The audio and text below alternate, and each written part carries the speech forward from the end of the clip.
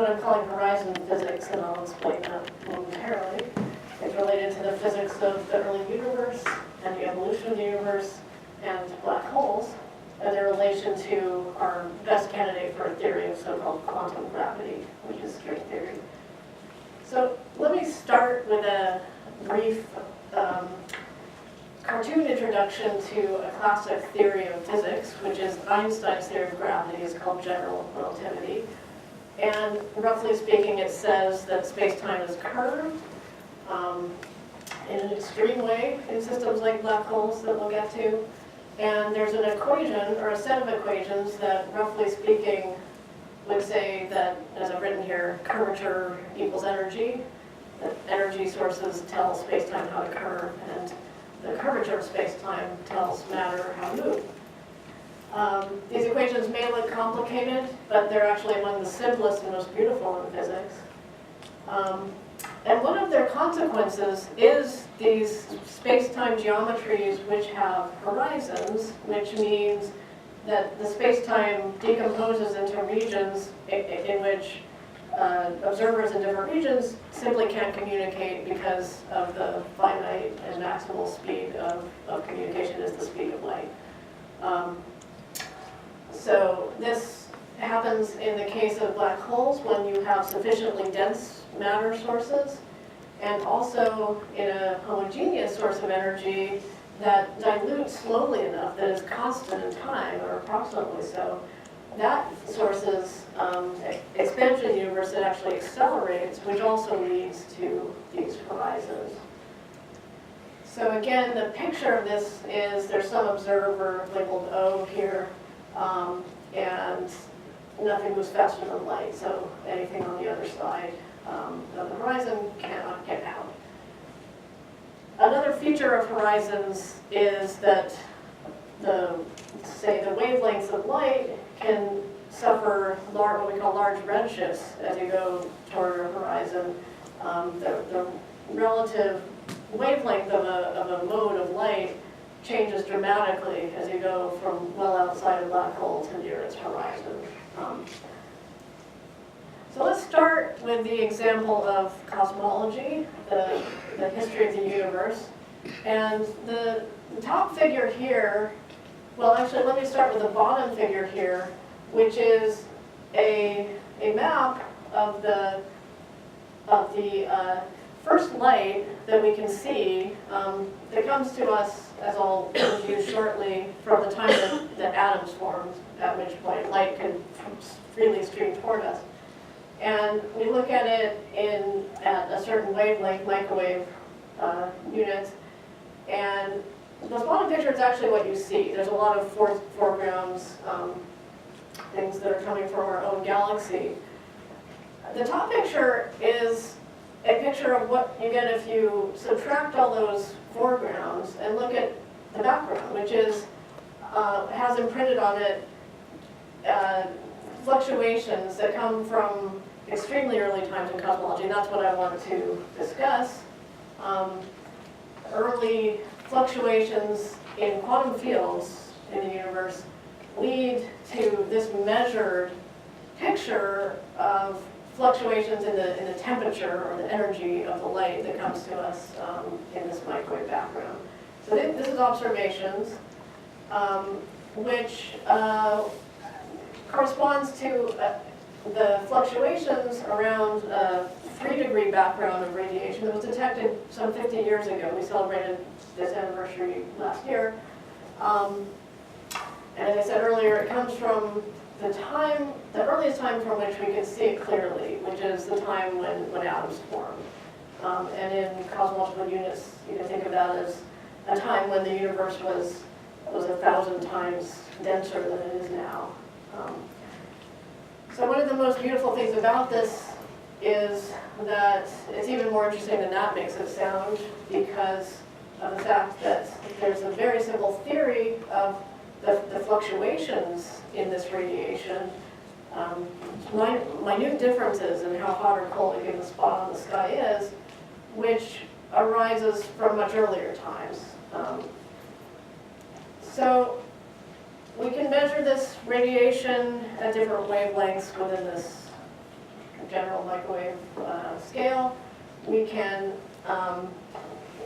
do a plot of how it varies with scale. And it looks here like it varies a lot with scale, but this is after processing through the plasma of electrons and protons and so on at the time that atoms were forming. And in fact, this plot represents a theory that only has 6 parameters and fits the data beautifully. So the red line is this basic theory, and the dots are the data, and it fits, as you can see, quite well. So this is a kind of cartoon picture of this. And one of the puzzles about it early on was the near constancy of this, of the energy of this light, or the temperature of it.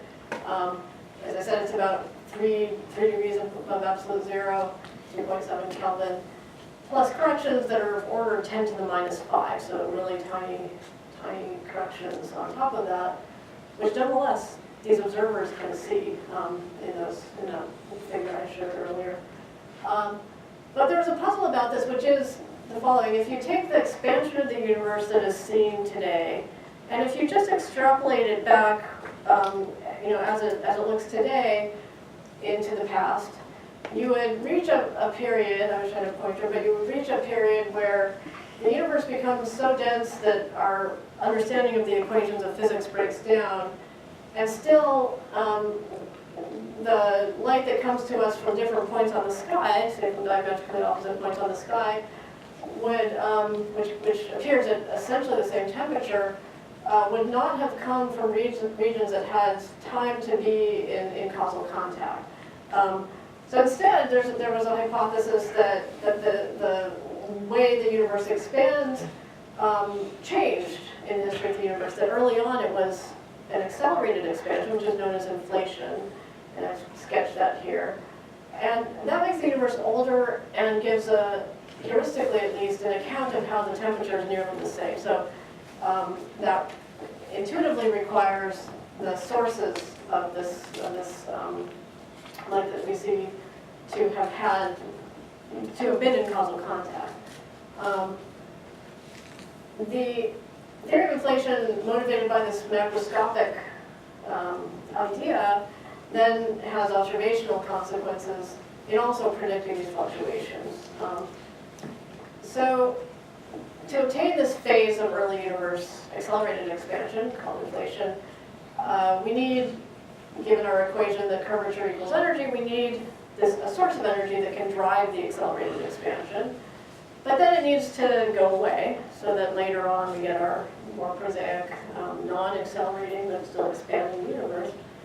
And one way to model that is through a field, a system that carries energy, just like a roller coaster on the top of the hill, for a long time, and then it rolls down the hill and loses that potential energy, which describes the exit from this inflationary phase.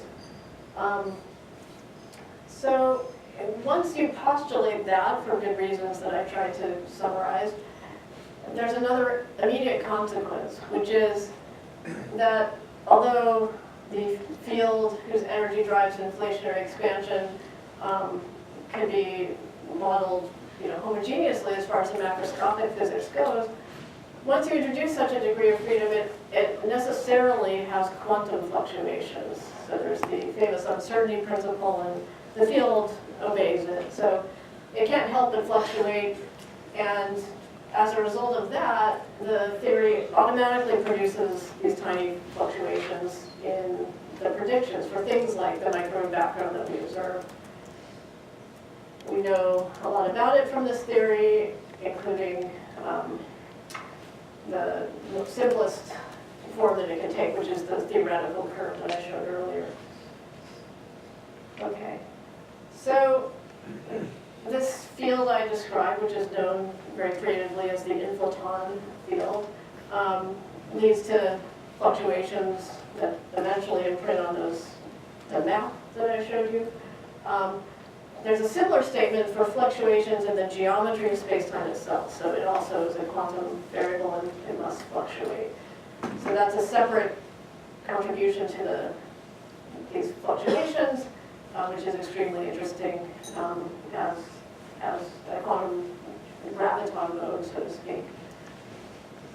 Okay, so I promise that this has something to do with modern theories of quantum gravity, and here's the basic reason why.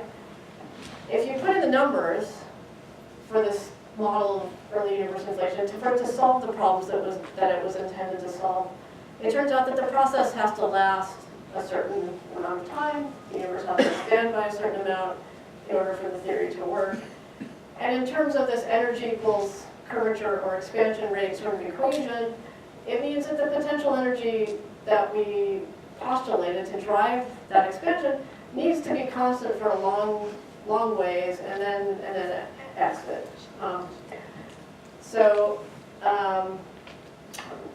It turns out that if you just parameterize your ignorance of quantum gravity, and we are pretty ignorant about quantum gravity, there's a standard way to conservatively parameterize our ignorance about it and allow for effects that are at the natural scale of quantum gravity, a very high energy scale.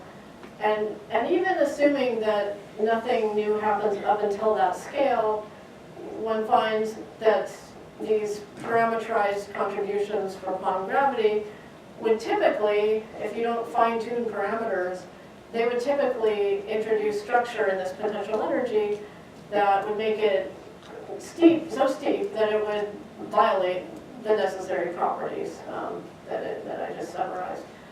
So turning it around, it means that to strictly speaking, to properly model this early universe process that has a lot going for it empirically, we really should understand how quantum gravity effects work and how they conspire, if they can, to produce such a flat potential energy function.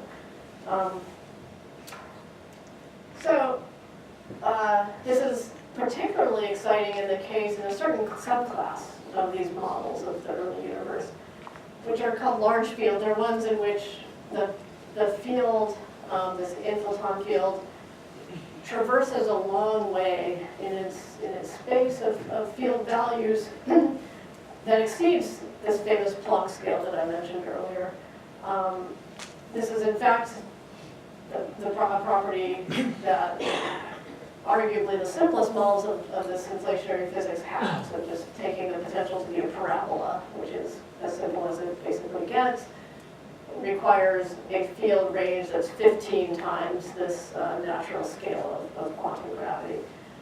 So that means that the sensitivity to quantum gravity that I just tried to explain is kind of infinite. You need to know an infinite sequence of terms in our function describing the effects of quantum gravity.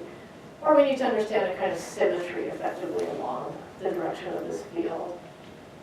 So not only is it theoretically sensitive to quantum gravity, it's also, this field excursion is related to a quantity that can be measured, the fluctuations in the geometry itself that I alluded to, which turn out to imprint themselves on the microwave background in terms of its polarization. So this is a big deal these days in terms of observations. There are many telescopes which are aiming to detect or exclude gravitational waves in a range of scales that is appropriate for these large field inflation scenarios. And again, if we parameterize our ignorance of quantum gravity, without knowing anything about it, we would have to include the possibility of a much rougher picture for this potential energy. So this motivates looking at the problem in some framework for quantum gravity. And string theory, as you may have heard, is a solid candidate for quantum gravity. It's a well-defined theory with a lot going for it. And it can be used to model inflationary cosmology. It's led to more than that, more than simply embedding previous models of the early universe inflationary idea into a theory of quantum gravity just as a check that they can be completed. It's led really, in that process, it's led to substantially new ideas for inflationary dynamics which have additional signatures and data that can be tested and constrained. And so has spun off a much better understanding of early universe theory and even interpretations of the data, new searches in the data, and new constraints on parameters. And this is an ongoing enterprise. A lot of it has been driven here, we do say so ourselves, with a bunch of different examples with different phenomenology, so to speak. So let me focus on the one I personally prefer, which is very much in contrast to this generic picture on the left, parameterizing our ignorance of quantum gravity. There's a certain rather ubiquitous class of fields in string theory that have a much more regular structure and which have exactly the properties that one would like for this process. There's a kind of underlying periodicity. It's a bit like a spiral staircase or a spiral slide. There's an underlying periodicity in the system. There's a kind of discrete label of different branches of the potential energy. But as we're trying to depict in this picture, on each branch, the potential energy is very flat and then exits as required by the theory of inflation. The flattening of the potential is also something very intuitive. It has to do with very heavy degrees of freedom that come along in the rather complex theory of strings. And those heavy degrees of freedom coupling to this inflaton field adjust to its energy, and they inevitably do that in an energetically favorable way. So this potential energy tends to be flatter than it otherwise would be as they adjust. That actually accounts for the fact that all these models are so far viable when it comes to the constraints in the data from the CMB. Although that will change soon, we'll either measure the quantum gravitational waves at the level predicted in these models, or we won't. And so they are falsifiable on that basis. So we'll be very interested to see what happens in the next round of these telescope observations. There are many other detailed tests, interesting possibilities for the statistics of the primordial perturbations in the microwave background. Again, some cartoon pictures are here showing, how n different points on the sky can be correlated in a way that's predicted by certain theories, and we can test that. And that's one of many such signatures that have come out of these ideas that are testable. Okay, so on the subject of horizons, another classic place where they arise is in black holes. So once again, this is a theoretical consequence of Einstein's beautiful theory of classical gravity, but a system which has a lot of important features and puzzles associated with the quantum theory.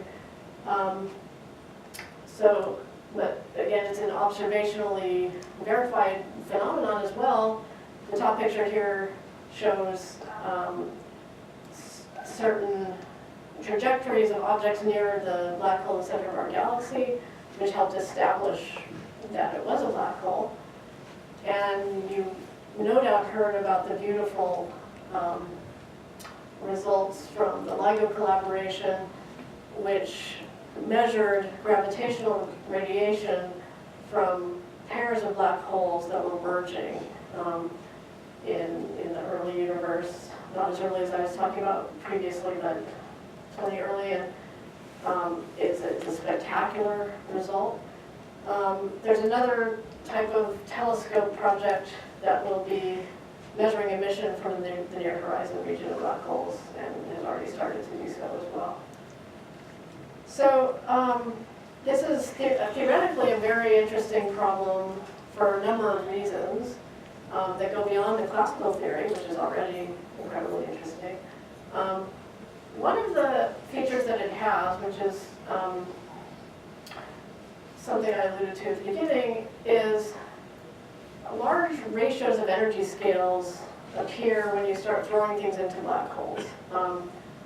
And because of the problem of understanding how the full process of a black hole forming, and then through Hawking's famous results about black hole radiance eventually evaporating, how all the information that went in to form a black hole can come out is an incredibly puzzling question. At the level of thought experiments, is not something that the real observations can directly help us with. It's so far an unsolved problem, just theoretically, which is great in that it's a situation where we don't have too many theories that are only partially constrained by the data. We have 0 theories of this, and so it's a great problem for us theorists to work on. So I can't do it full justice in the remaining time, but but it's become clear that something that seems obvious has to give in this problem. And one of the questions is how the normal laws of physics that we think we understand under ordinary circumstances, the quantum theory of fields, and Einstein's general relativity theory of gravity, would seem to describe the physics of a large black hole fairly well, but something has to break down. And long story short, once again, string theory has definite answers to this type of question because it's a well-defined quantum gravity theory, and it has interesting effects that are completely consistent with basic rules of causality that we certainly need to impose, and that probabilities have to 1, very basic constraints. But it can lead to new effects in black holes, and this is something that we're into these days. So I think I'm out of time, so let me just summarize. Horizons are really interesting places. They're observed, and they have very puzzling and interesting features that need to be better understood in physics. And for reasons to do with long time scales and large field ranges, they're sensitive to physics that go beyond the classical theories of gravity that we know and love. And so, and I like to put it, at least the new results at the intersection of thought experiments and real ones. So let me finish there.